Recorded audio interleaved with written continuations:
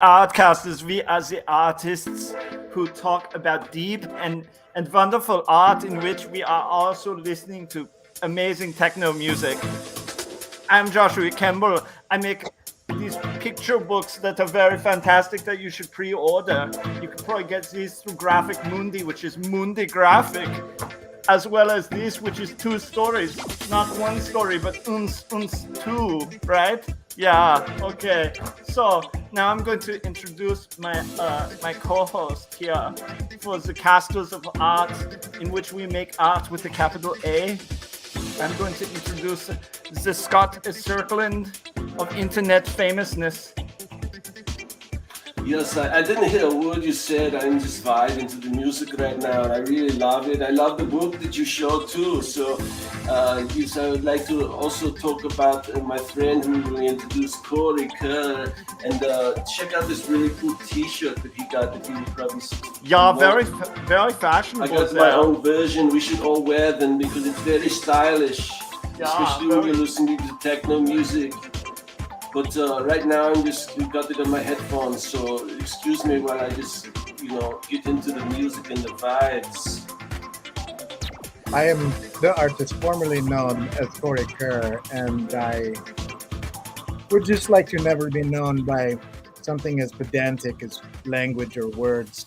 So refer to me as a feeling in your heart. I have no idea what accent that was. That got away from me. Oh, that was great, you guys.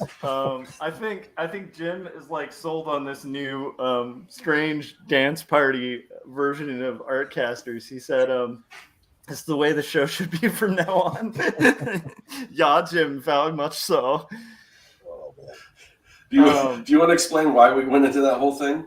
So about 5 minutes before we started, I was showing Scott the amazing brand like on StreamYard, where you can do all these like generic songs, and it was between that and doing an intro like this, where it would be like, "All right, Red Artcasters, we're having a rad time, and we're gonna tear it up with some rock and rollin' art," that kind of thing, and then the AM radio thing, and the kind of strange Euro dance won out. So that's what we went with.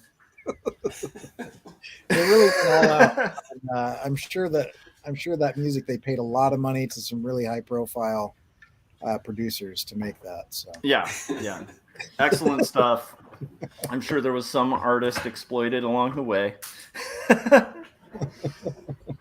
So what are we doing here, guys? What are we doing? What's the purpose here?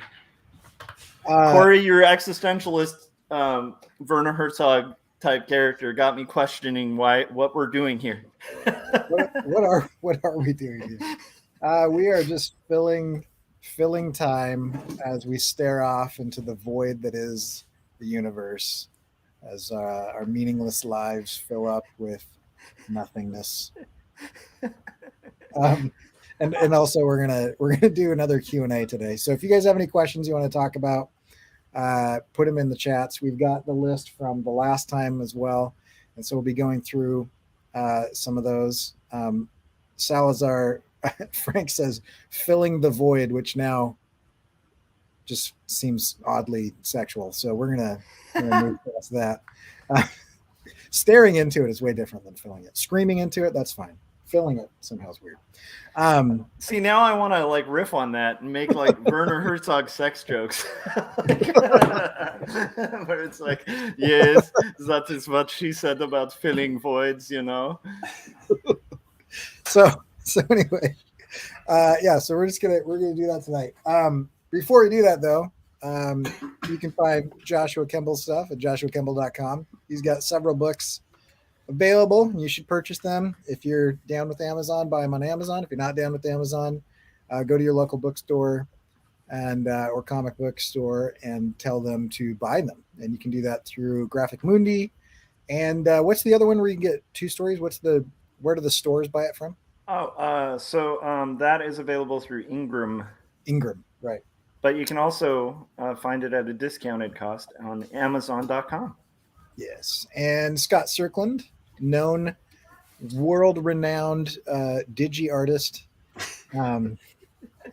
You can get all of his digital packs and everything on his website, and also where most awesome digital packs are sold, like Design Cuts and places like that. Yeah. And my stuff, I've still got that. I was gonna do like a T-shirt every week, and that's just not happening. So I still have the same T-shirt that I've been promoting for a while. But a bunch of people got them, so yeah, mine came in the mail. Fits quality, nice. Good quality stuff. The test version that I got looks pretty good. So, yeah. So those hit a little bit. They'll take. What did they take? Like 2 weeks to get to you? Less, yeah, I think. yeah. Or that, Week and a half. Not too much more than that. Okay, week and a half to 2 weeks. Anyway, if you're interested in that, if you like being able to express your opinion without being thrown into a black unmarked van in the middle of the night and being disappeared by the government, then you should support the First Amendment. And yeah, other than that, we've got a Digimon trader, Scott Serkland, the Circ 22. What was that? That's Frank saying Digimon trader, Scott Serkland. Somebody was saying, here we go, Keith. Werner Herzog is the spokesman for the Chutlu and Cosmic Madness in general. That's true. Have you ever looked into the eyes of a chicken? You will see true insanity. When I first observed Cthulhu, I looked at the hole in his tentacles, and it reminded me of the hole deep inside our own purposelessness in the universe. Dee Dee, who watches the show sometimes, she got one of those shirts as well and put it on her stream. And if you're watching this, Dee Dee, I appreciate that. That's awesome. Really nice of you to do that. She was promoting it on her channel as well. So hell yeah. Does the shirt come in red to match my hat? I actually had it in red and blue and green, and then it was way too much work to do all those different options. So it comes in black, my favorite color, the color of the void I scream into at night.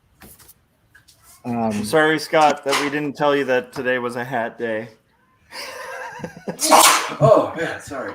Most days lately are hat days because I'm staying at my parents' house right now, and instead of going out and rolling my back out with a foam roller, I just go out into the backyard and spend like 10 minutes in the hot tub. So I'm like hot tubbing for 10-minute increments, like several times a day for the past couple of weeks. I'm losing all track of time. Yeah, it's great. Seahorse is making me sick. I am going to stop doing the seahorse thing. There we go. Wouldn't want to make anybody sick. So well, if you guys have any questions, shoot them in the chat. And let's Frank Salazar asked, what is your daily beauty regimen? And I try to shower as frequently as keeps me smelling nice, and that's as far as I go.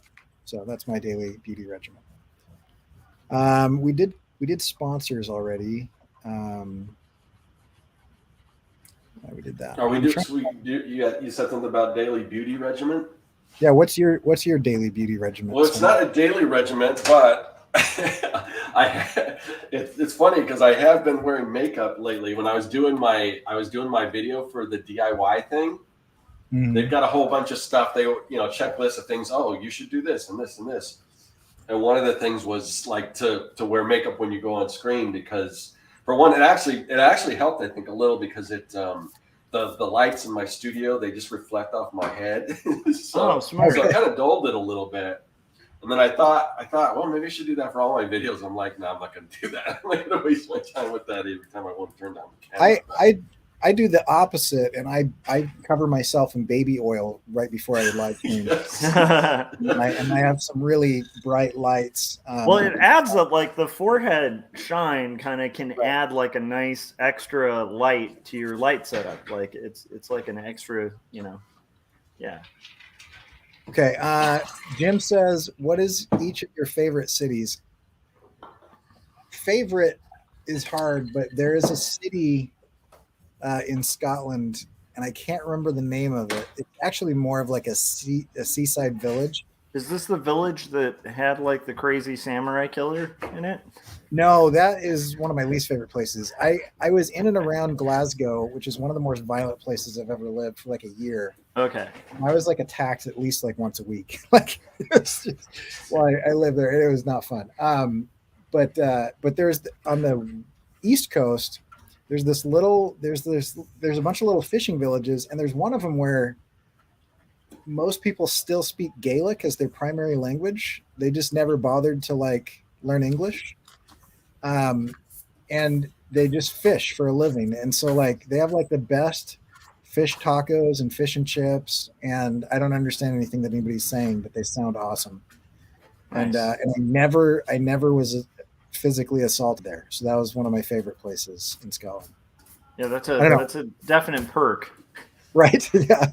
You know it's an interesting experience when you gauge it by how little violence there is. That's my favorite place, is how little violence.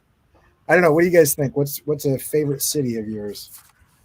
Oh, man, there's so many great cities. So there's a lot of cities that I really enjoyed being there, but I wouldn't want to like live there, like New York City. Yeah, New York's I love awesome. that. One that I if it was, I assume the cost of living there's I don't know. But one that I really loved was Barcelona. I spent one week there, and yeah, it was awesome. I love that city. But I don't know if I'm a big city person though. It's but I definitely, I like to experience it, but I don't know if I necessarily want to live there. And I don't like big cities, for any long period of time, and I don't really like small towns for any long period of time. So I'm somewhere in the middle, I think. Got it. How about you, Josh? Is there a favorite?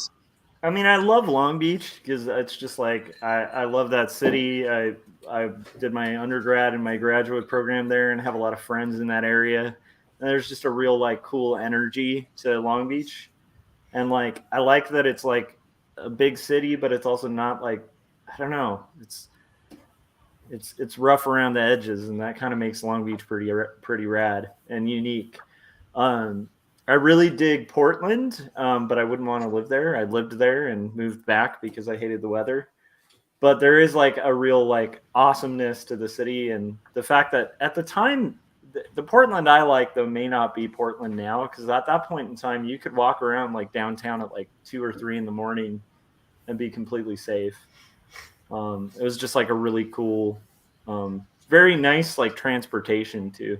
And then what Scott was saying, New York. If I could visit a city, it would be New York or Chicago, like a big city like that. Chicago, I couldn't hang for too long because of the weather.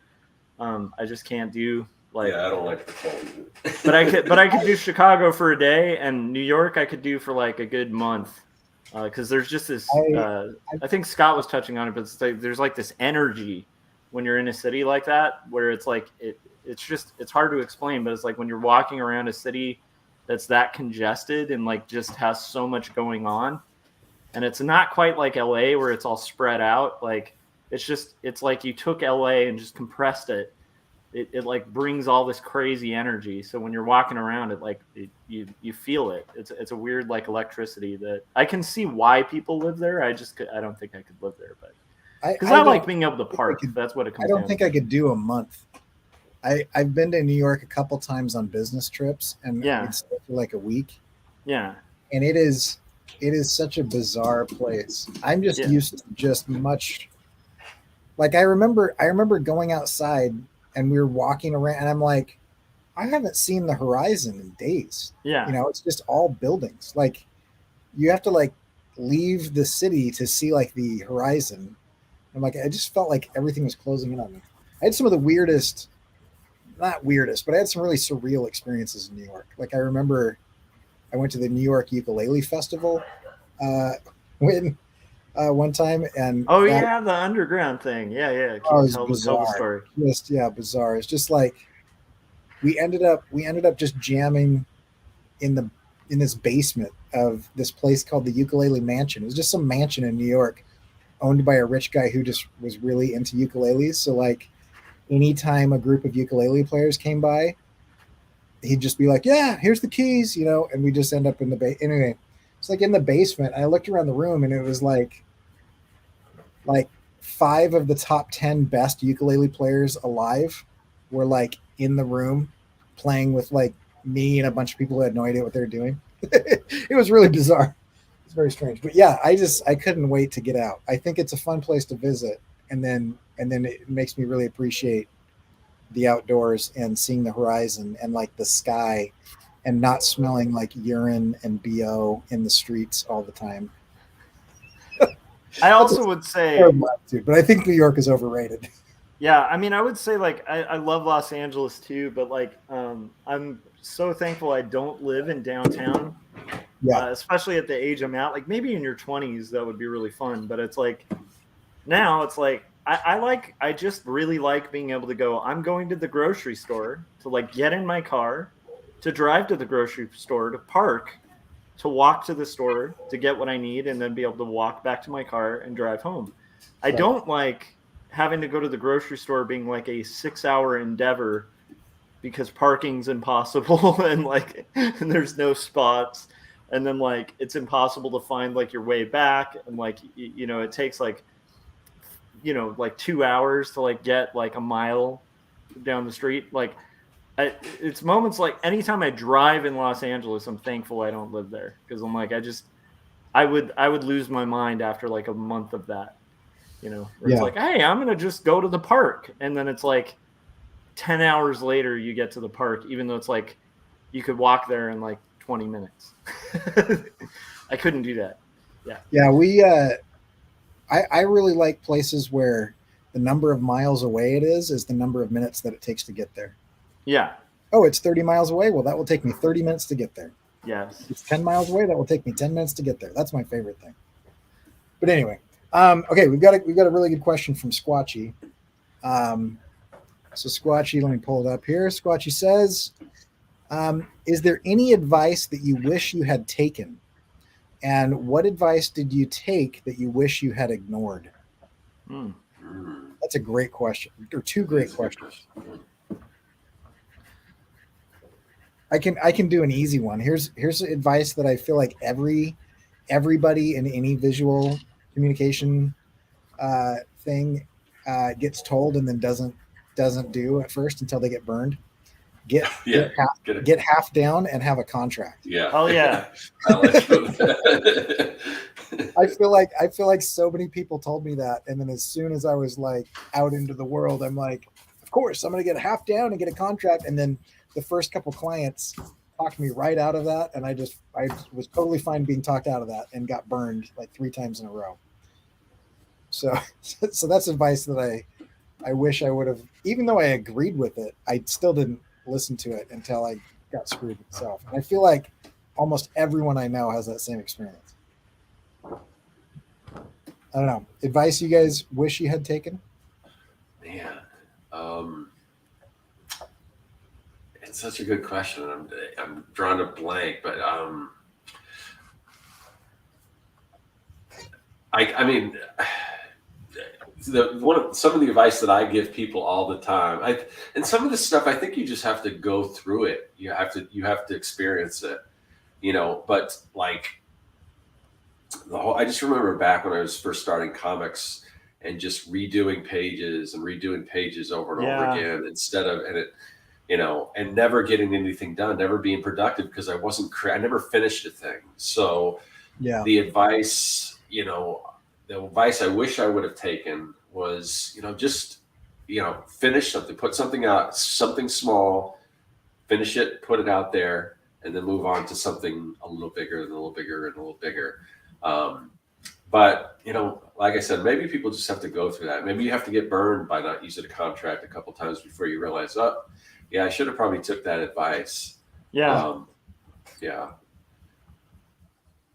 I feel like a lot of the advice is like that, like where it's like maybe some people out there are smarter than me and don't need to learn through experience, but I'm one of those guys who like, people will be like, you shouldn't do this thing ever in life. And I'm like, oh, do that thing? Okay. Will do.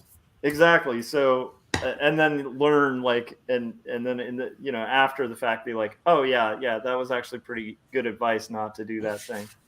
So yeah, I love the contracts. I relate to that, and the not waiting to kind of finish, or like being ruled by fear, I guess. Before I think I realized what it was that I think once you finish a project, you realize how much fear was preventing you from finishing before. Yeah. And it just kind of seems ridiculous when you're done with one, because you're like, oh, like, what was I so afraid of, you know? So yeah, I would say, strangely enough, like, a lot of my stuff's like health stuff. Like, I wish I had listened more about sort of the importance of exercising and kind of taking care of your physical health as well as your mental health, like while you're working, and how the two kind of feed each other. I wish I had kind of understood that better early in college. But again, I think that might be, especially in art school, it's like you kind of, I don't know, I almost feel like you almost have to have that baptism by fire of, like, as a young art student or a young artist trying to get commercial work, of just like pulling crazy all-nighters and like just working like relentlessly and not sleeping. Like, I kind of feel like you almost have to do that and be a little unhealthy. But I do wish I had kind of gotten that a little earlier. Yeah. What about advice that you learned along the way or whatever? Or advice that I took that I wish I hadn't taken. I've got a really good one for that. And I won't say who it is, but there was an individual years ago in webcomics when I was... Wait, an individual? Yep. Sorry. I know what to call him out.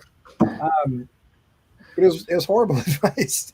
So it was right as I was like, I'm going to learn how to draw, right? And so this is when I was getting I had my idea to, like, I'm going to do a comic as a way to teach myself how to draw. And so I started researching like comics. I started researching web comics and drawing and illustration and everything. And I came across this blog, and the blog was super helpful. Lots of really good tutorials and advice on things and everything. But one thing that he said over and over and over again is, he's like, you should not start a project until you draw really, really, really well. You should know how to draw really well, because as soon as you start a project before you know how to draw, then you're going to want to go back and fix it and go do other things and whatever. And I listened to that for a little bit, and then I realized, like, I'm never going to feel like I know how to draw. This is just, you're just going to continue to get better through doing projects. And so I kind of abandoned that advice.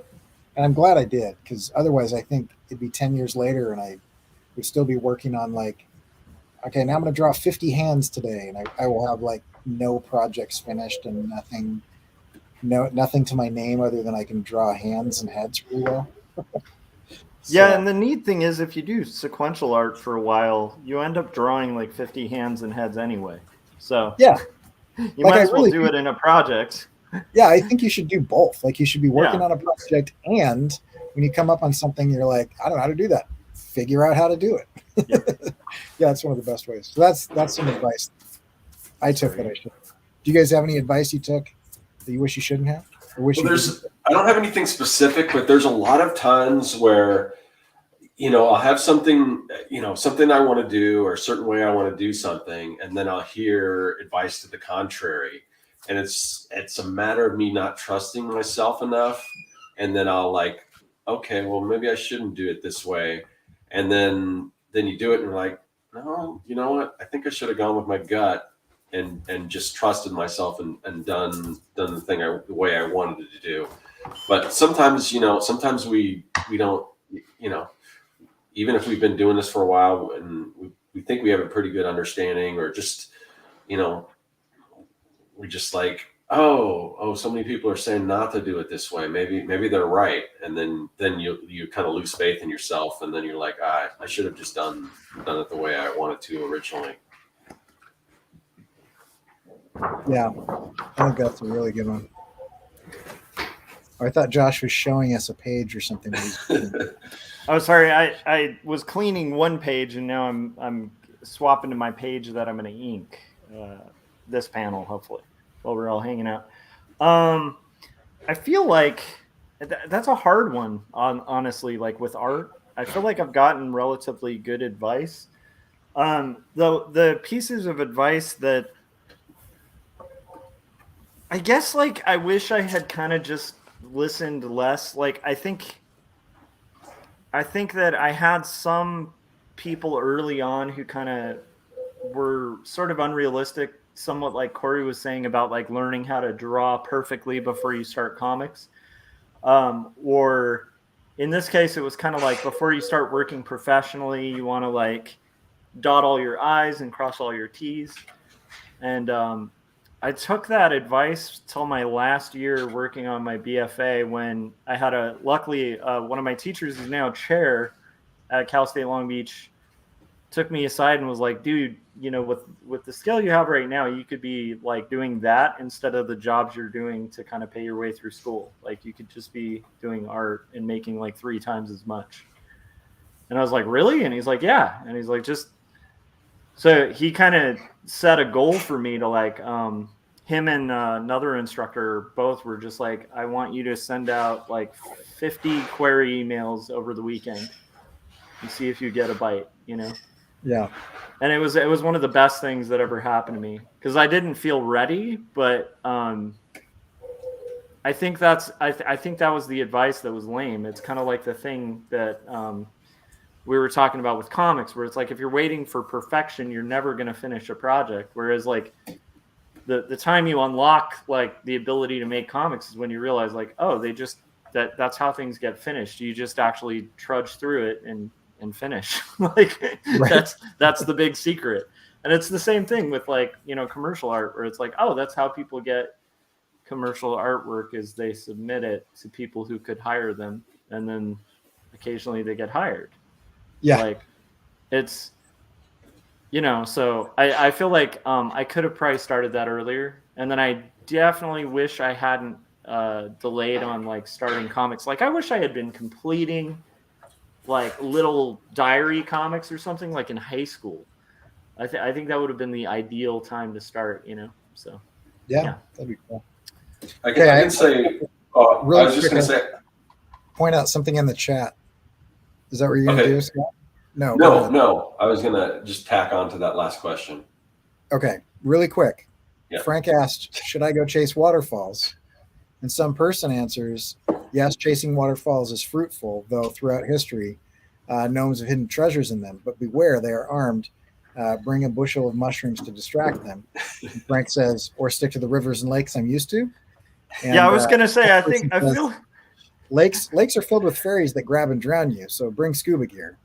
I feel like that was one of the best interactions we've had in the chat. So yeah, I like that some person will just not acknowledge the shout out there. Like it's like I'm referencing a song. Yes, songs are evil and dark, and like it just goes into this whole thing where you're like, wait, no, I'm just trying to say I am referencing a song. I love it. That's good. Sorry, go ahead, Scott. No, I was just real quick. I wanted to say one bit of advice that I'm glad I didn't take. You know. And I got this one a lot. Stop drawing on the back of your math homework. Just do the math homework. You're never going to get anywhere doing artwork. Oh, right. Yeah. I had a great math teacher in high school who gave you extra credit if you drew in the margins of your tests and quizzes. I wish I had that math teacher. Why didn't I have that teacher? Yeah. Well, and he was the guy that was like, stop being a robot. Like, think about why the math is doing the thing. Math is creative. Be creative. Draw on the thing so it gets your creativity going. Don't just memorize stuff. Like, and that is why you had a good math teacher and I did not. Okay, here's a really good one. I'm going to go last on this one. Jim Lujan asked, describe your, I guess this isn't a question, it's a command. Jim Lujan commands us, describe your ideal studio. Money is no consideration. Well, let's see. So I'm actually getting ready to redesign my studio. And although money is an option, I do want to. There is a lot of stuff I want to do to it, so I'm going to do as best I can with my budget. But if budget, I always kind of wanted like kind of a big kind of loft space, like that giant those spaces you see them on sitcoms where those poor college students will have this huge loft in New York City, and you're like, how do they afford that? They've got like a 2,000 square foot loft by themselves and no job. Yeah. And it's always like some aside that explains it. Oh, rent control. Yeah, okay, got it. Yeah. That's how it works. Yeah, totally. But I always like that. I always like kind of that loft look, that big open space. Although the acoustics are probably horrible for like streaming and stuff, which I found, which is one of the things that I'm going to fix when I build the new studio.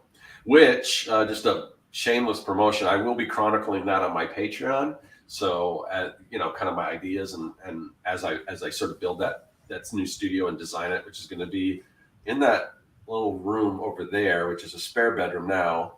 If little break kayfabe here on the Artcasters, but the underground lair studio that I shoot in now is just a walk-in closet. It's very small, so there's not a whole lot I can do in there. So I'm going to move it up here, and but some of the things that I want to do is I want to have better acoustics. I want to be able to kind of stream. I want to be able to do the Artcasters in there, but also the underground layers. So it's going to have sort of corners one corner will kind of look like the underground layer. And then if you've seen some other videos where I showed off that studio, there's a huge mural that I painted in there with like DC versus Marvel characters facing off.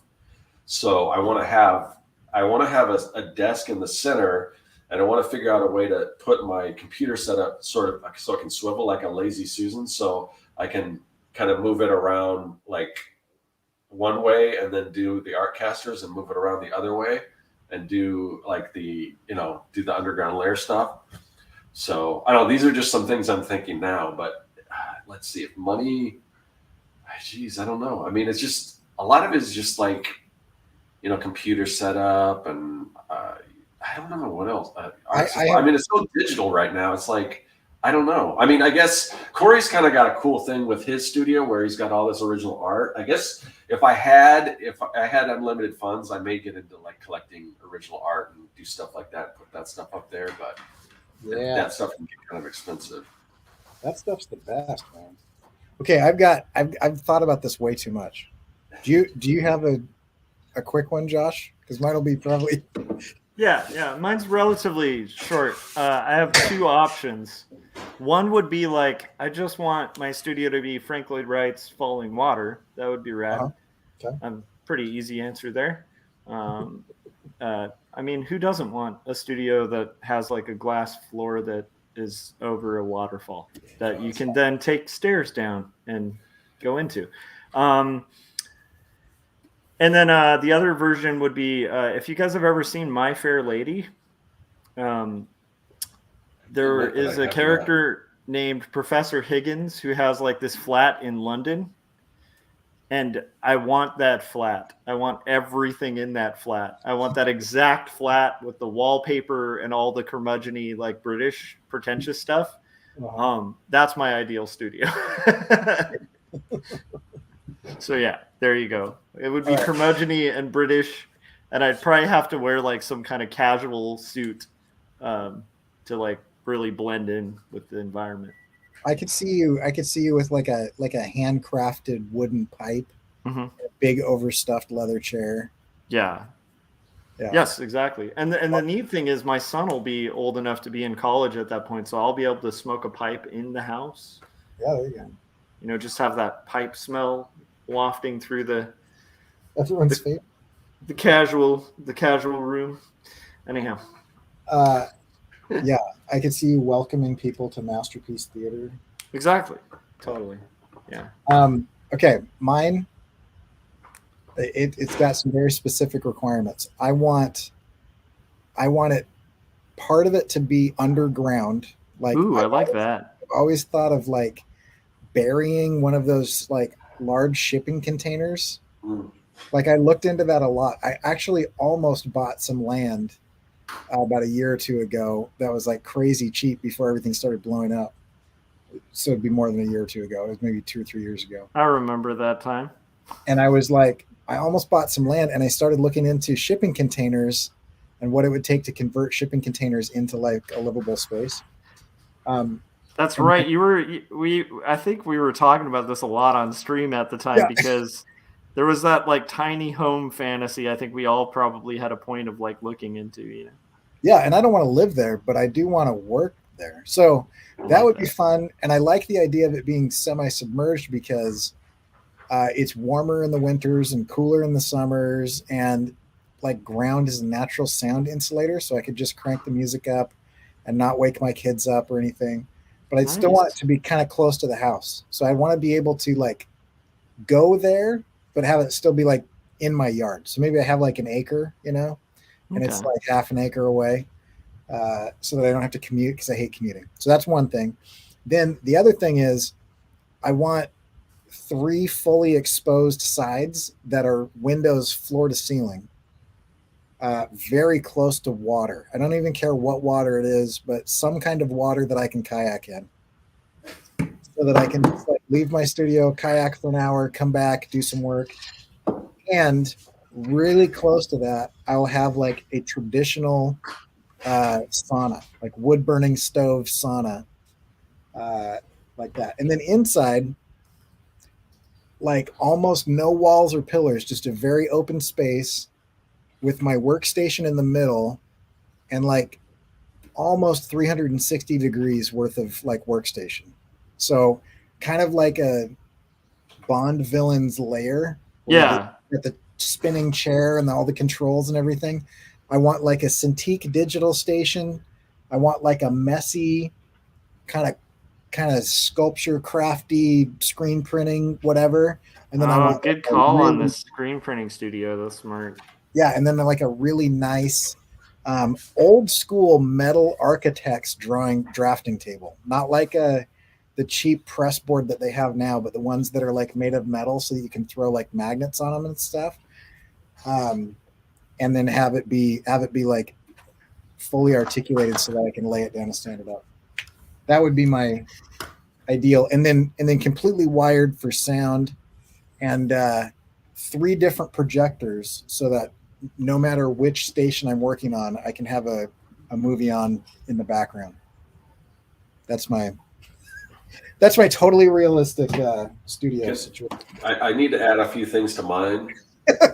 So, first of all, 2 stories, but you in order to get to the bottom story. Wait. You have to open if you need 2 stories in your studio, yes. I'm just saying you can actually pick that up on Amazon right now for a really reduced price, and you can have that perfect art studio with 2 stories right now. Sorry, that was just too good of an opportunity. Go ahead. Well, to access the second level, you have to open up a bookcase. Yes. And then there's a fire pole. Dude, okay. Scott, I'm so with you on the bookcase thing. I want a fake bookcase door. And it should have some kind of book that talks about like secret escapes, or it could be like the escape artist or something like that, you know, where you pull the book and it's the door handle. Yeah. I 100% agree with you on that. That's awesome.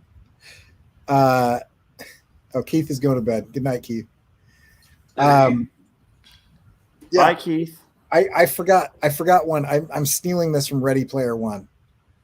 I think this would be great.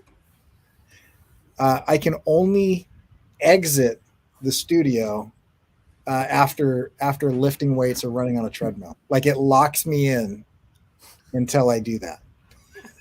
It's like it forces you to be healthy. That would be like I would either die or lift every day. That would be my option. I go in there, get my drawing done and everything, and then it's like, geez, I got to do some bench presses and military press before the door will unlock. Massively unsafe, but I'm sure in Idaho it'd be legal because everything's legal now. I love it. All right, good question. That was a fun one. Let's see if we've got another one. Oh, bunch of boxer jokes. Let's see. Should be questions left on there. Yeah, there are. I'm reading through because there's questions, and then interspersed in between all the questions, everyone is making fun of each other. So you have to like scroll through all of the making fun of each other to get to the actual question. Right. Are you looking at the predetermined questions or the ones in the chat? I don't see. Oh, I haven't seen the chat recently. I don't think there are any lately. Yeah, I think we caught everything in the chat. Oh my goodness, something has returned while you are looking for questions. I don't know what's happening here. We've returned to the crazy stream. Okay, sorry. Sorry, guys. That bit will die at some point. Okay, how about this? Gazbot, this is an interesting question. It took me a minute because I had to like add in punctuation for timing. But what, if anything, could you accomplish that would make you feel like you made it? Not where you necessarily give up art or stop trying, but where you wouldn't feel that burning hunger to prove something that a lot of artists seem to have. Huh. Wow. You know, I mean, initially you kind of want to go to like a monetary thing, but I don't think that means anything. I mean, you could be like super successful and still not think you've made it. I mean, there's always another goal to hit. Jeez. I mean, definitely if I was more prolific as far as the comics, but I don't know. I don't think there's ever enough. I don't know if that's a question that can really be answered. I mean, I don't think there's anything really that you could do to make you think you made it. I mean, I don't know. What do you guys think? Yeah, I don't personally think that life, like, I talked about this a bit on either an Artcasters or a stream, but I think there's like this weird perception sometimes that people have of like life being about fun or about like goal accomplishment and stuff. And it's like, I like having fun and I like accomplishing goals, but I don't think, I really don't think we are meant to have like a period at the end of the sentence where we're like, finally, I've arrived. I think we're going to be constantly searching for fulfillment in whatever we do, even, our passions or whatever we're called to do. So to me, I don't really see a point where I'd be like, oh, okay, that's good. I did what I needed to do in comics, but I could fantasize about it. But the weird thing is all the cartoonists I would think of where I'd be like, okay, maybe if I made something to like the level of like what I think is like one of the best graphic novels and probably the best books ever written. And I always mention it, but it's like Jimmy Corrigan, the smartest kid on earth. Like if I did something like that, or like to the level of Mouse, in my head, I think, yeah, that would be quit time, because it'd be like, okay, I did the perfect thing. But then I look at like Spiegelman and Ware and like all these people I admire who've made these brilliant books and they keep going. So clearly that can't be the case, right? I don't know. I don't know. He's not saying that makes you stop, but that kind of fills that drive that you're not good enough or you have to prove something. I don't think there's a thing that you can do that does that. I think it's more of a mindset of accepting. Just accepting the absurdity of the universe and and the fact that you are making it an effort, I think is good enough. But it's that's a hard headspace to get in. Okay, so yeah, for me, I don't know if there'd ever be a project, because everything that I've done, I've gotten to the point where I don't think my imposter syndrome is like dominating my headspace. It's not in the driver's seat, but I don't think it'll ever go away. So let's look at, Jason Alexander. Last real one. Favorite stories, plot driven or character driven, or does it really even matter? I think, the goal, I think, is both. Yeah. I can kind of see, so there are some stories where like the characters are relatively flat, but the plot itself is so concise and well written that like where it's like you can kind of like enjoy it but I feel like character is such an important part to the type of plots that I'm drawn to that it's hard for me to envision. Like, I'm trying to even think of an example of a story that doesn't have like really strong characters. But for me, I guess I would actually say, weirdly enough, I love character, but I do think plot should always take precedent. Except in these rare cases where, okay, I just thought of one. Is it Magnolia? That movie that has like Tom Cruise and it kind of ends with like frogs or something at the end? Yeah, okay. So that is a failure of a plot for a movie. It is one of the worst plots like on a technical level ever written. But the character exploration it like bypasses it's a brilliant piece of work, and it's specifically because they go so deep with the characters that by the end, when it has like a big Deus Ex Machina kind of ending, it's like there's no other way they could end it. Like it's a perfect movie for character exploration. And so that would be like one of the exceptions, I think, where I could watch a movie and it's just like completely character driven.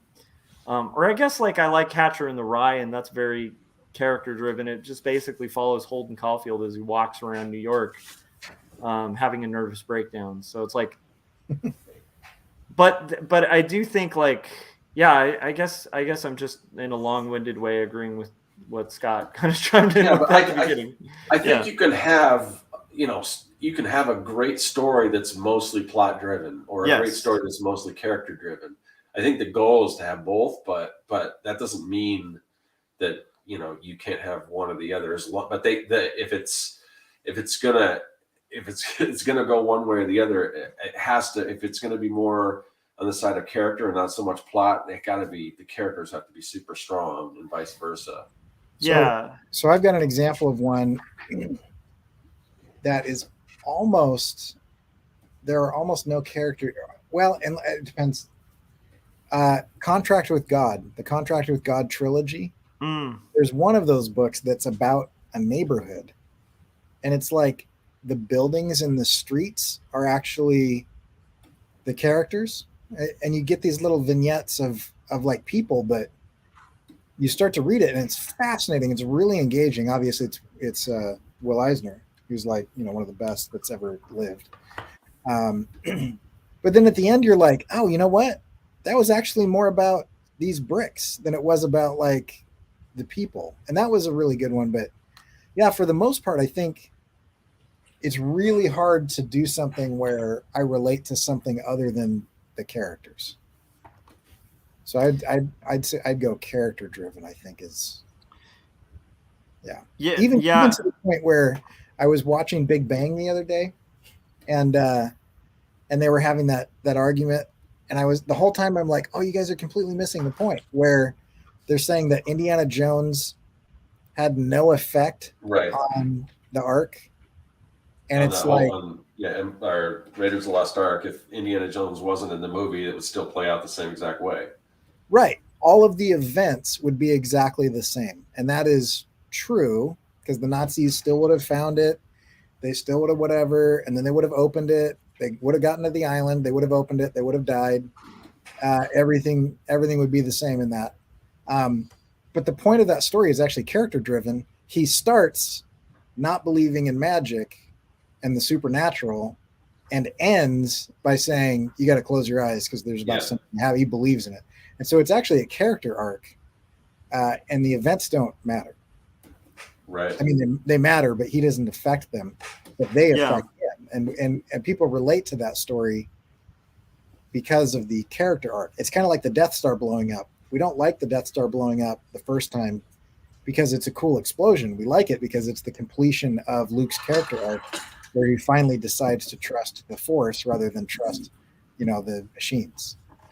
Yeah, and also, like, without a strong character, like plot line, and some kind of change or growth of a character, or maybe even lack of growth of a character, it's like you don't have the incentive to care.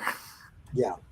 And that's the key, is like, if you don't have stakes in a story, or like some kind of buy-in for a character where you care about their outcome, it can be like a martial arts movie where they didn't even establish who's good and who's bad, so you don't know who you're rooting for. You're just watching a bunch of spectacle, which again could be fun, but like I have definitely seen movies where like within 5 minutes I'm yawning, and it's not that it's like not stunning to look at, it's just I could care less what happens to the characters.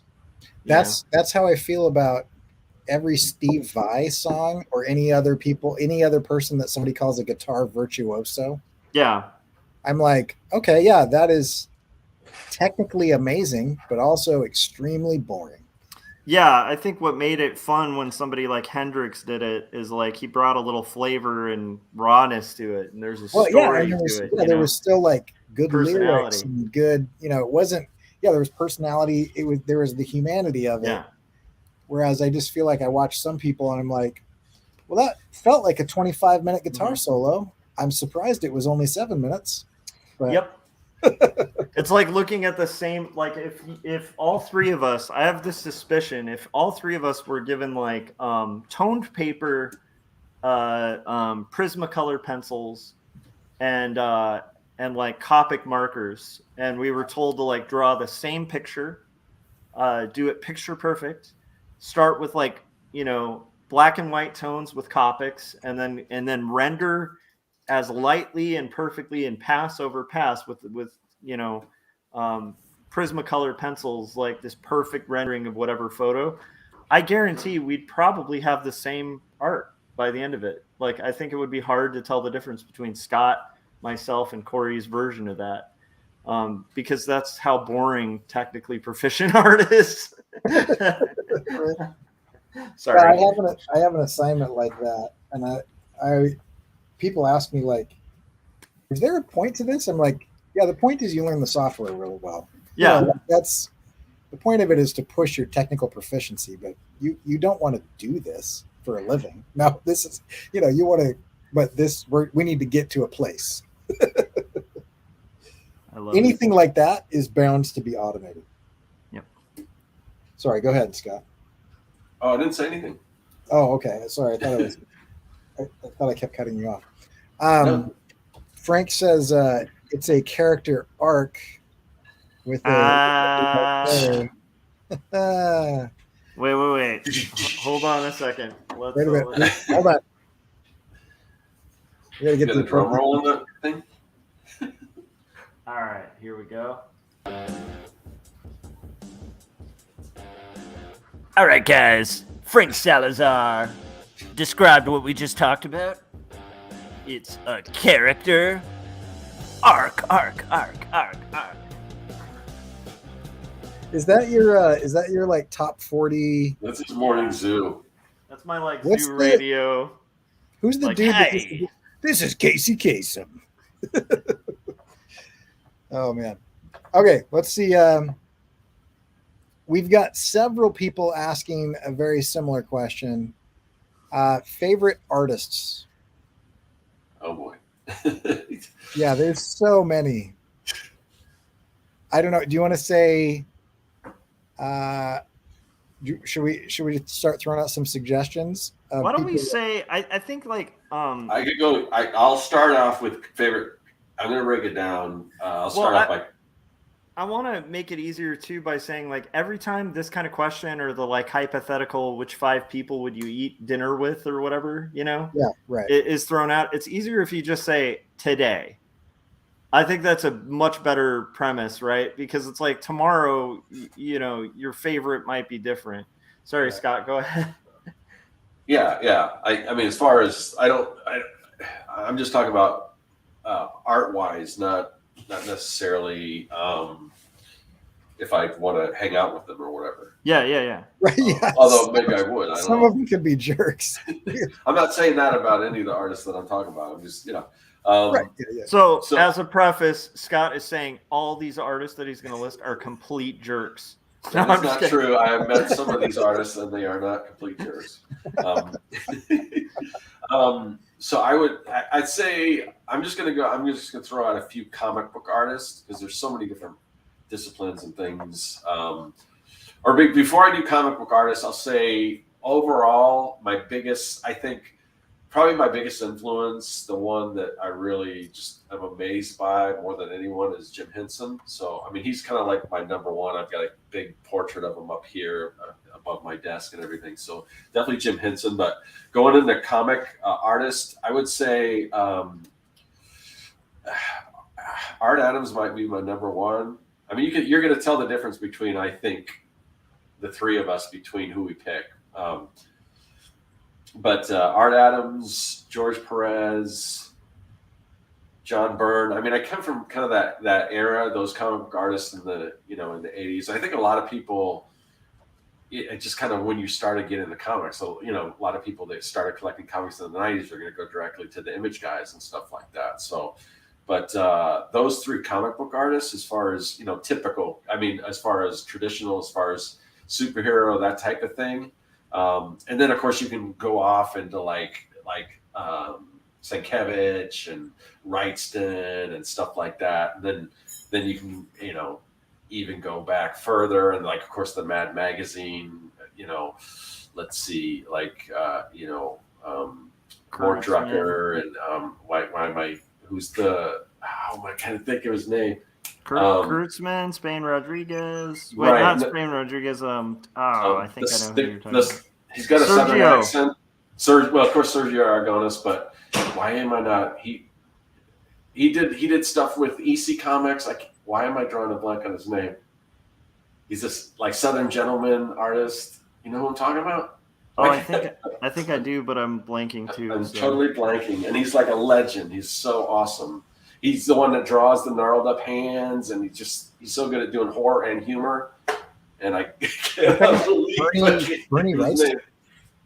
What's that? Wrightston? No, not Bernie Wrightston. And it's not Kurtzman. No, he did a lot of stuff from Mad Magazine. Yeah. Probably one of the famous. Right, I'm gonna have to Google this. Driving me nuts. Yeah. All right, I'll let you guys go, and then I'll chime in as soon as I'm kicking myself right now. I have a real problem with the whole like favorite thing. It's like debilitating to me. Yeah, that's why I'm just saying, just say the few favorites right now for like this 5 minutes. A couple people that come to mind. Ian Mckee. Okay, hold on. Jack Davis. Sorry. Have you guys seen Ian McKee's stuff?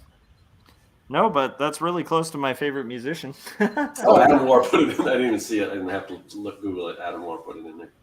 Sorry. Oh. I'm going to bring mine up. Let's see. /Ian. Sorry, you're talking to like a total nerd for like Minor Threat and Fugazi. So when you say Ian Mckee, I'm like, Mckee? Yeah. Oh, yeah. So this is Ian Mckee. He's got like, he does these like crazy... Oh yeah, I know his stuff. Yeah. Oh wow, okay, like plein air kind of stuff. Yeah, but he does it in like buildings. Like a lot of plein air is like concept stuff. Yeah, that's really cool stuff. I love his stuff. That's right. I mean, a while ago he was just doing these like floating machines. It looked like the merger of like a construction site merged with like a tugboat and like found materials that somehow are like floating in space. Nice. Anyway, I love his stuff. He's one I would point out often. He's a fun one. Yeah. I'm more contemporary because I'm not as cool as these guys. But Sean Gordon Murphy, I love his inks. He's incredible. Sergio Tappi's fun. Will Eisner's fun. I'm mostly an ink guy, so I really like that type of stuff. Even David Peterson, the way with the mouse guard stuff, like he does some incredible inks. I love the inks that he's putting down. That's awesome.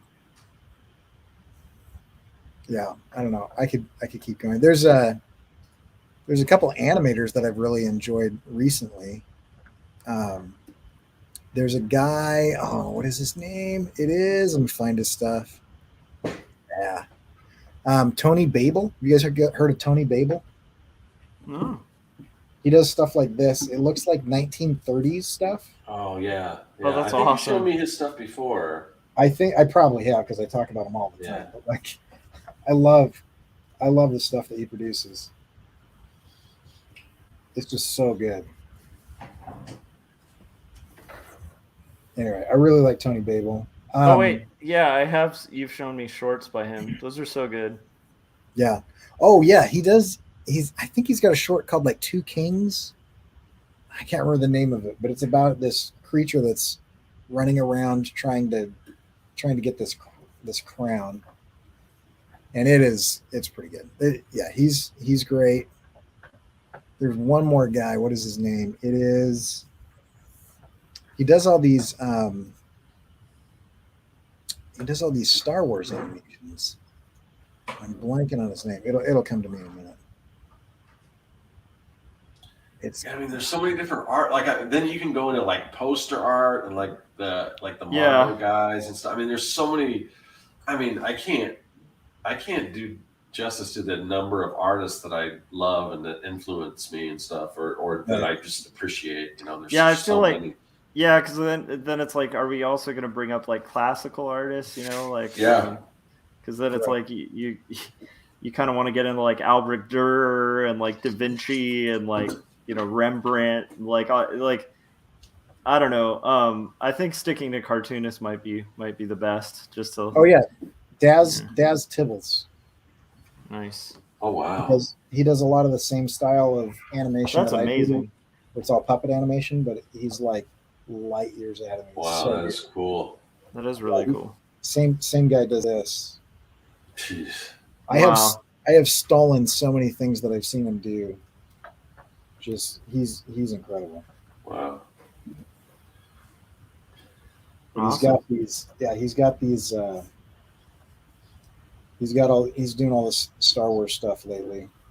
Let's see if we can find it. And he's got stuff like this. And it's all just like flat PNG layers, and then he does stuff over the top of it. Love it. Yeah, it's great.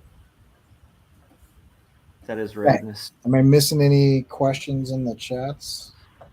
Oh, and then for me, I guess it'd be like right now. My current is obviously Chris Ware. I always mention him.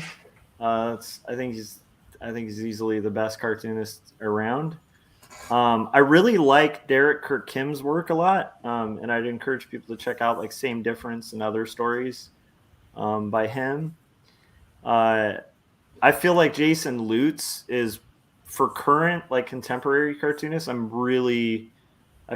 feel like, I mean, he got an Eisner for like Berlin, but I still feel like a lot of people still haven't read Jason Lutz, and I feel like if you start reading Jason Lutz, you'll be like, holy moly, this guy's like one of the best.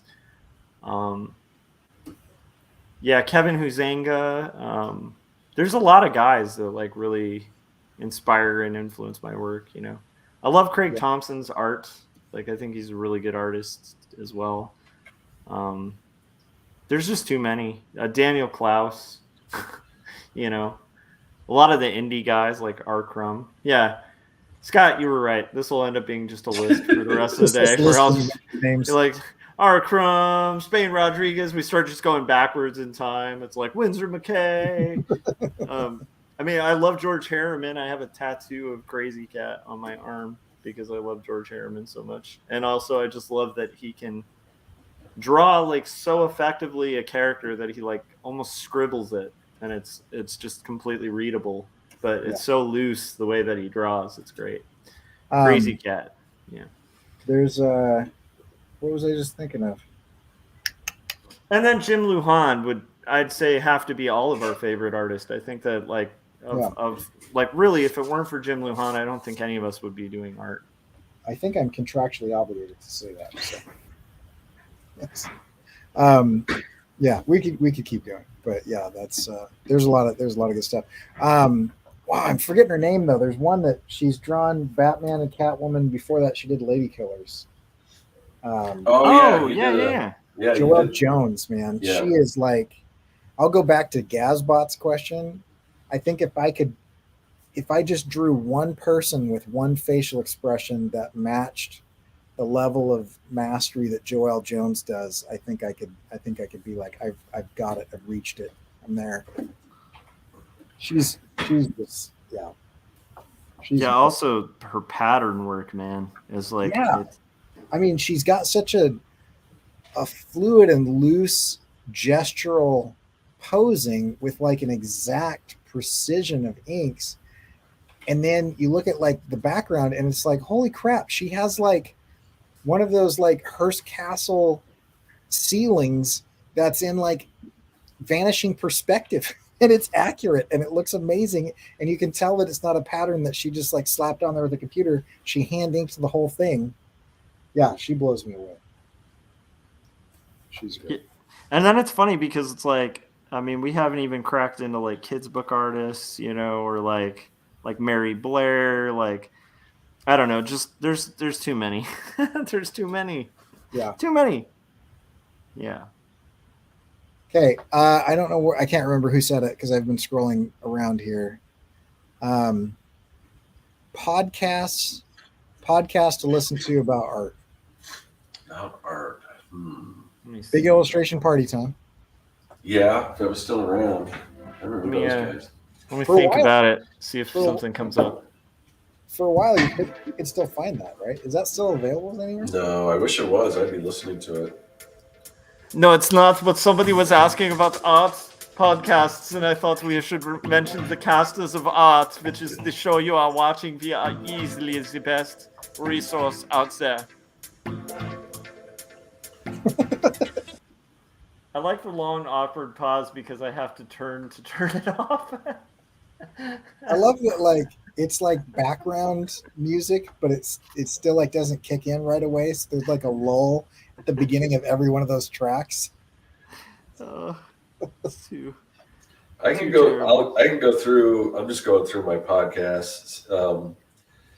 Let's see. Definitely Comic Lab. If anyone's not listening to Comic Lab, Comic Lab is great. Yeah, they're awesome. Let's see. I haven't listened to it in a little while, but the Bancroft Brothers animation podcast. Oh, that is excellent. Yeah. Animation. Let's see. As far as more design, Adventures in Design is great.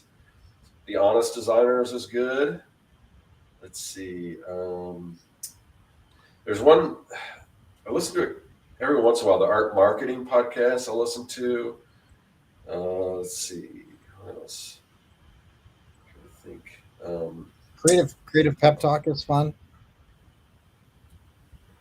Yeah, a lot of these are just kind of defunct now that I'm looking through. Still, yeah, I was like, yeah, because I would recommend, like, Chris Oatley used to have a really good one called, you know, Chris Oatley's Artcast, and then I think it became Lean Into Art or something.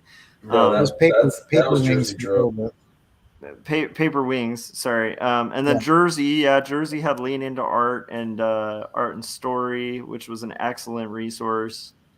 I wish you could still watch those old episodes of that too. Yeah, I think we were hosting through the same defunct platform at the time.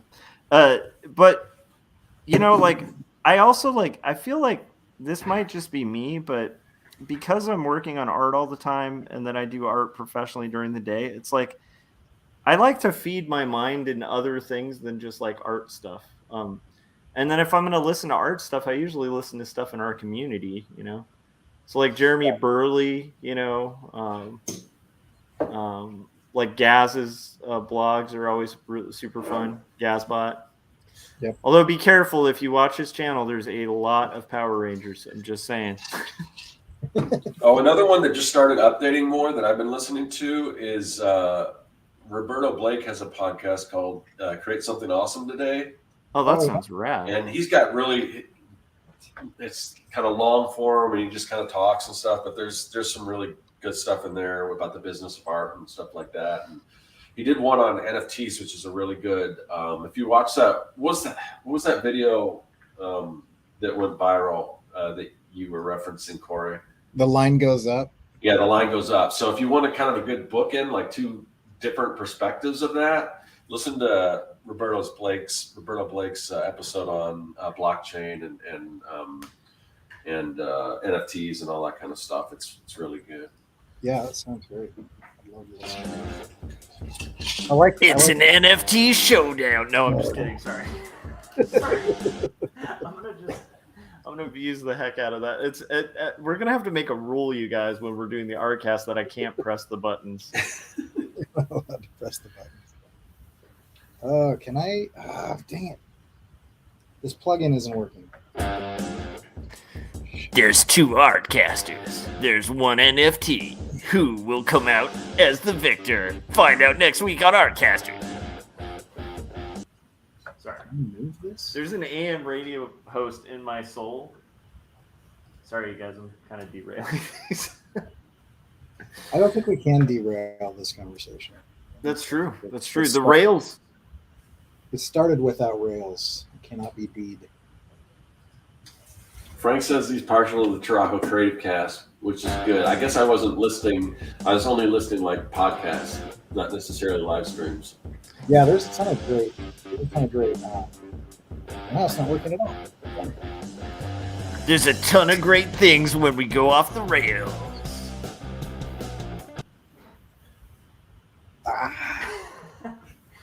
Cory, what are you looking for? I am sorry. This plugin that I normally use is not working, and Okay.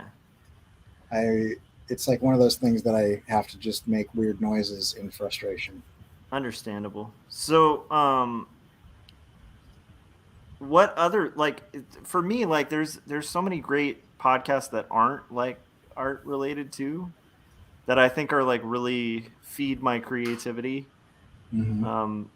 I think like I think that like comedy podcasts can be great. So I really like Comedy Bang Bang. I like that. It's like an improvisational show that has like some of the better improv actors and comedians on there. And it's a fun thing to kind of get your creativity going. I think Radio Lab's really cool for like sciencey stuff that will just kind of get your brain thinking outside of art. But it's like weird. I have found that I don't listen to as many art streams. Oh, Gary Hodges on YouTube, I think his YouTube channel is really fascinating and cool for like art people. Trying to think what other art things. Sounds like you guys had a lot more going. Yeah, I had a couple. I mean, there's like Sean Gordon Murphy and his buddy are going through watching the Batman animated series and then commenting on it from a comic book writer and comic book illustrator standpoint. That is a really interesting podcast. Oh, Ink Pulp. Did you mention that? Ink Pulp is great, and he started kind of Ink Pulp Academy now, where he's going around and filming professional comic book illustrators in their studios, and they just spend like 4 or 5 hours talking about their process. That is really interesting, though. It's hard to like have 5 hours to sit down and listen to something, but you can do it in pieces, but it's good. That sounds awesome. It sounds like Josh's live streams. Yeah. But I have been spending about 5 hours. It's like I'll just have it on all day. Yeah, I think I even listened to the whole 8-hour one that he did. Nice. Nice. You're hanging in there with me. It's like the last one I did that went really long. I think Frank was on it, and I was feeling kind of guilty that they go so long, but then I was realizing for my YouTubing, especially when I'm going to dive into YouTube, I usually will look at the time, and when I'm at work, it's like I don't pay for YouTube Red or whatever, so I'll press play on a YouTube video, I'll turn it face down, and then just have the audio going, right? Yeah. So I usually pick very selectively, like a video that I know is going to fill a lot of time, so I don't have to pick up my phone again. Like, so I'll be like, okay, I've got 2 hours till my 10-minute break or whatever. I'm gonna try to pick something around 2 hours. So like those big hefty ones are really cool for when I'm commuting or when I'm at work, right? So that made me feel a little less guilty because I was realizing I consume like 5 to 8 hour debate streams and stuff, you know. I was surprised though with the longer videos, because I mean I have YouTube Red just because I watch some of the videos and it's worth it for me. But I was my girlfriend wanted to watch one of the Artcasters, so we put it on her TV, and I was surprised how many commercials they were running during it. So I feel for you guys, but also I appreciate the support, because those commercials will give us like 3 cents or something. Hell yeah, that's like we could buy a gumball with those commercials. Oh man, that's actually what we should start our next stream with, is just gumballs and be like, thanks for the free gumballs, suckers. No, I'm just kidding. Because it's, you know, yeah, the ad revenue on YouTube isn't super high, but it's fun. It's fun. It's still fun to make some revenue off of videos, you know. Yeah. Okay, we got another one. Peter Palmietti. Oh, shit. Sorry. You're like, not Peter. No, I wasn't commenting on Peter. I just noticed my girlfriend was in the chat. Does anybody know when Scott's birthday is? I have no idea. Yeah. Is it today? Am I missing it? No. Terrible. It's Saturday. Oh, okay. Oh, that's pretty rad, though, man. What are you guys doing? Are you doing anything fun for your birthday? Yeah, I'm going to Medieval Times. Oh, cool. Sweet. Like, wait. Is there one in your area, or you're coming to like Anaheim? No, not that far. It's not necessarily in my area, but it's close to my girlfriend's house. So. Oh, okay, yeah. So there's a Medieval Times in Arizona. Yeah, there's an area like in Scottsdale where they've got all this stuff. I mean, it's just like first of all, there's like this huge casino thing. Mm-hmm. Then there's this huge aquarium that also has this. There's another thing that has this big giant butterfly sanctuary or something. I don't know. You have to tell me the names of these things, because I might. That's called Butterfly Wonderland. The aquarium's called Odyssey, and it also has some kind of big dinosaur exhibit. And then they've got over in the other area, they've got indoor skydiving, which I've done, which is fun. Not as fun as real skydiving, and then they've got Medieval Times, and then there's another like kind of a hotel thing that has this big indoor water park. And I mean, there's just so much like entertainment in this one little section. It's crazy. Okay, so the next time you're at Medieval Times or Odyssey, buy a keychain. That's all I'm saying. Oh, did you do check Odyssey too? Well, I don't want to drop too much about my day job, but yes, you may not be, at least at Medieval Times. Okay. And I think Odyssey is one of them too. Yeah. Okay. Yeah.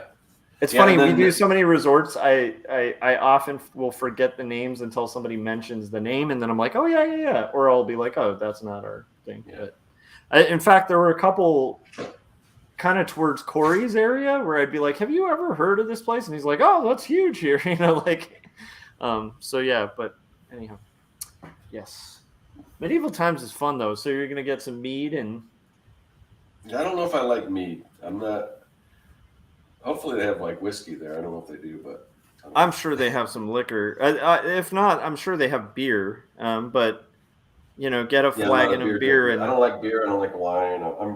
It's mostly mixed drinks. Yeah. Well, maybe they have mixed drinks, but regardless, they have really yummy chicken and awesome epic battling. Yeah, I can't wait. I've always wanted to do that. So. Have you gone to Medieval Times? No, I've never been. No. Oh, it's awesome. It's awesome. I've only seen it on, what was it, the Cable Guy or something? Was it the Cable Guy? Uh-huh.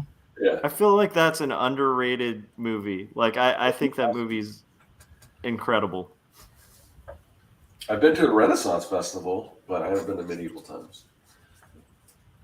I've been to Ren Fair, and then I read a book by Chuck Palahniuk that took place at a Ren Fair, and I was like, I don't know if I can ever, because I was thinking, oh, that'd be fun to take my kid there. And then after reading Choke by Chuck Palahniuk, I was like, my son is never going to a Ren Fair. It's like the dark side of Ren Fairs. Anyhow. Oh, that's fun. Okay, I wonder. What was? I have to disappear to get rid of this tar that's all over my hands. So I'll be right back. Okay, Peter Palmy had me a question. Was there a past project you passed on, but now wish that you'd jumped on? I know there's a lot more of the opposite. A lot of things that I shouldn't jumped on. It's a lot more that you did that you wish you had. Yeah. Oh man, I don't. That's. I can think of several. I've never had like one that like, oh, it's not like an actor where you turn down a role and it turns out to be huge. I don't think I've ever. Yeah, because that's a hard one. I don't know that there's anything I offered that I turned down that I regretted. What about you guys? I mean, it's not like I have a bunch of people beating down my door. So Right. Yeah, I don't think something I didn't do that I regretted. No, I think most of my career has been saying yes too much to things rather than saying no too much to things. Yeah. Likewise. So Yeah, I've definitely agreed to some projects that I like. This is something I think like that ties into it. That might be like sort of one of those things like we were talking about, where it's like the advice you wish you had taken or whatever, and you kind of almost have to experience it. I feel like the path of a commercial artist is usually like you want to get paid for everything you do and find a way to get paid for everything you make, right? Right. And you just want to be paid to do art. And that's like the objective for so long. And then you finally get to the point where you're getting paid to do art and you start wanting to do art. Like just do art. And like it's this weird thing where it's like I definitely, I've said this before, but like one of the reasons I finally decided to finish like 2 stories and sort of take a day job was purely driven by having a lot of sexy jobs and big clients that I'd really wanted. You know, like I got it like Scholastic and I was working for them and I like did stuff for Wired magazine and I was getting those like big check names, you know, that you're like on the hunt for as an illustrator. And I just realized like half of that stuff I may not even put in my portfolio. Like, and if I do, I don't feel like super proud of it, but I feel really proud about this like comic I published, like Numb, that like made hardly anything, but I still to this day, like I'm really proud of that. Like if I'm at a convention, I want to sell it to people because I'm like, this is awesome. This is something I made. Like I conceived of it.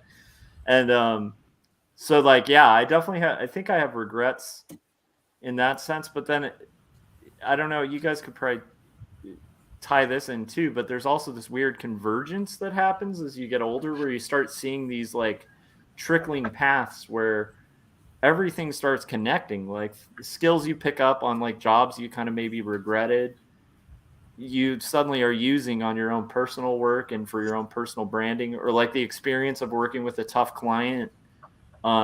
Suddenly like 5 years later, it becomes really helpful when you're dealing with a conflict because you're like, oh, I know how to like handle conflict because I've done this in art, you know?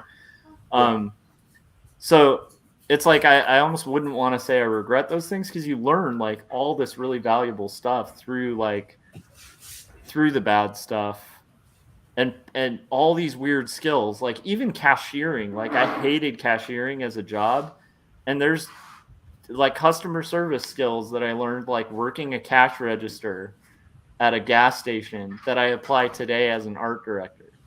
Right. It's like I don't know like if I'd be as good of an art director if I hadn't had that experience of having to like be in a retail environment, direct dealing with like crazy customers and seeing like MOQs like in person, not like in some vague idea of it, you know? So I don't know, it is tough. Like I don't want to be like no regrets, but it's hard to say I have regrets because like those things have kind of led on a pathway to where it's like I don't think I could be doing what I do without those experiences. I don't know if you guys have a similar thing with that, but I don't know. Yeah, I mean, but yeah, there's still some clients I really wish I hadn't taken on. I mean, that's the really hard thing I think about most stuff, you know, is like I like where I am. And so it's hard to say, I wish this didn't happen or I wish that did happen because, you know, who knows if that means that I don't get to be where I am anymore. You know, like, yeah, if I go back and change something or whatever. I just Yeah. realized something. Yeah, Sorry. like if you do that Back to the Future bet, right? Like Back to the Future 2, where you like find out the results of a sports team or whatever, and you end up making millions. Who knows what kind of nightmare person you become like if you get that? Like, Right. you know. So I don't know. Yeah, it's such an interesting hypothetical, you know? Yeah. Yeah, I don't know.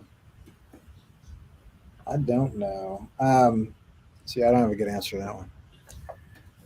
Well, we're an hour and a half. I'm gonna be here for a little bit, so I don't mind continuing to hang out. But should we wrap and jump onto another stream, or do you guys want to keep Sure. going? Or Whatever you want to do. Whatever.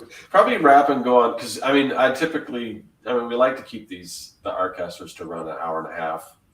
yeah, So, and I mean, if we're at least, definitely like to go over 2 hours. So, and that could happen. So maybe wrap it and then just pick one of your channels, and I'll hop over for a little. I won't stay too late, but I'll hop over for a little bit while I'm working Okay. and stuff.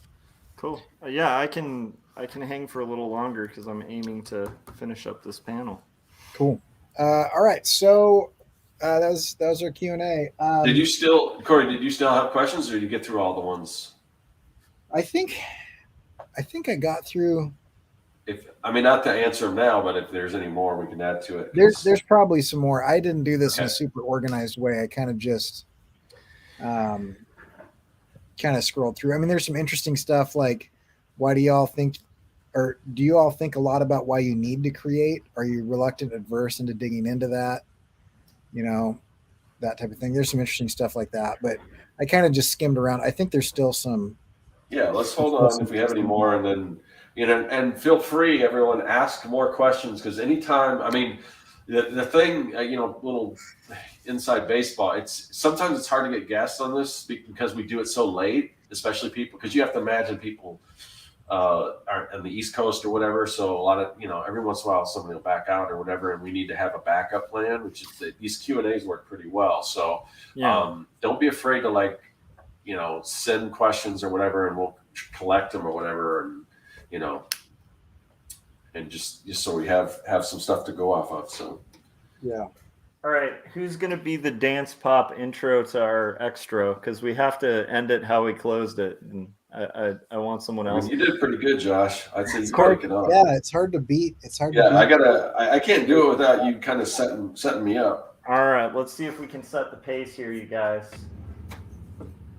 It's gonna get dancy here, you guys. It's 10:30 at night, and I don't. The transformation doesn't really kick in for me until I hear dance music. Yeah. Okay. Thank you for listening to Artcasters, the casters of art, in which we are artists who express ourselves through dance music. Yeah. Okay. So, where can everyone find and explore the different visions of your mind, Cory? I am so bad at this. I'm sorry. You can find my stuff at CoryKerr.com. I am not great at improv. I need to go to more classes behind the pie shop. But yeah, I've got that shirt. I've got some other things. There's stuff there. If you're looking at, Scott's got the shirt on, so check that out. So does Josh. I could have worn it. I'm ironically wearing my blockchain shirt. So yeah, if you guys want to check that out, you can. You're on my channel, so thumbs up and share it and all that jazz. If you haven't subscribed yet, I don't know how you got here because I don't put it in the email thing, but we're gonna transfer that over. And Scott, how about you? Where can we find? Oh wait, Scott's last. Josh, where can we find your stuff? Das Jacob's Apartment, a very good book. You should check it out. It's very amazing. It's got these wonderful people, and it tells great love story, very passionate love story. 138 amazing pages of excellence and dance. Also 2 stories, which equally is very full of sadness and self-expression of the artists. And speaking of sad, self-expressive artists, Scott, where can everyone find your existential dilemmas put on paper for people to to consume and burn your soul through.